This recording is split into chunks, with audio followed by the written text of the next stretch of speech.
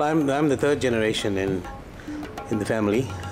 My grandfather came from India with Mahatma Gandhi as a typesetter for the Indian Opinion newspaper in Phoenix, and that's how the business started. So when Gandhi left, grandfather decided to be a businessman, bought a little treadle press, and that's how the business started. It's 1926, so it's almost 80 years old.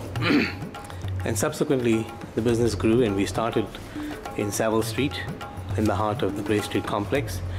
And our life continued from Savile Street into Bond Street, into Beatrice Street, and then from there we moved out into Clearwood. And today we're now in the Springfield Park area. And so the business has grown all from the legacy of grandfather, and really as a craftsman, as a typesetter. If I look at our roots and our history, we lived in the Grey Street area, we worked in the Grey Street area, and all of our lives we were intermingled with the whole Grey Street complex. And in the Beatrice Street area was the YMCA, the churches, etc. So we were in the heart of that entire, the political movements, the church movement, the development of our community, and our parochial schools, our high schools and primary schools. So we all lived in this, what they call the Casbah. And today, if you look at what's come out of it, the people that have lived there, we used to play soccer on the streets. And those same people today have now contributed towards the upliftment of the city life, provincial life, and the contribution towards the upliftment of South Africa. And I think this Casbah, this Grey Street complex, was an enormous pool of talent that was created. My building next door was Himalaya Hotel, and right next to that was Shah Jahan, and all of that. I mean, we used to queue and buy black market tickets and go into the discos and into the bars, and we lived. Yeah, it was a life of, in a way, it was quite. It was like a Bollywood-style Grey Street, you know. It wasn't a conscious movement. When our business was, when it moved from Savile Street into Bond Street into Grey Street, we were very much part of this entire thing. So when we had the BPC, they'd come and say, print these posters, every intent to pay you, but never had the money.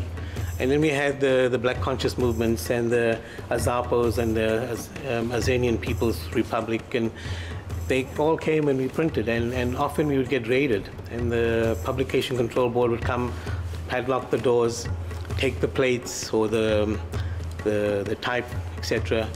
And then within a few days we would open again and carry on. We knew no better. It was life for us. That's how we, and partly I think we coexisted with them. So if you didn't do it, you'd be an outcast. So yes, there may have been peer pressure, but we did it because we felt it was the right thing to do. And that's how life carried on. Well, I went to study in the UK and the US, came back after 10 years. This graduate MBA student came back. I'd worked in the US, and then Dad says, come join the family business. And so you come from a very egalitarian society where you as a human being measured by your capability and what you could do. Here I was measured by my race. I came and joined the family business. And I remember the first time I went to Pretoria to a government agency to print something. And I couldn't go and, I wanted to meet the person I was doing business with in a hotel. And we walked into this hotel and I was turned away. And that was when reality hit me that, you know, we're not, and that's how business was done. So we were always in an adversarial kind of situation.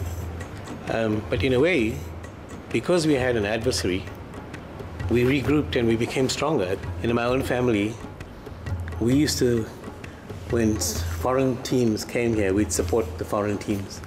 If I look at my children, they're diehard South Africans. They see themselves first as South Africans, second as Indians. I have 3 sons I sent to the US to study. All 3 have come back, and they see South Africa as home. It's not a place that they want to run away from. I think that we have a sense of belonging and patriotism that we didn't have, you know.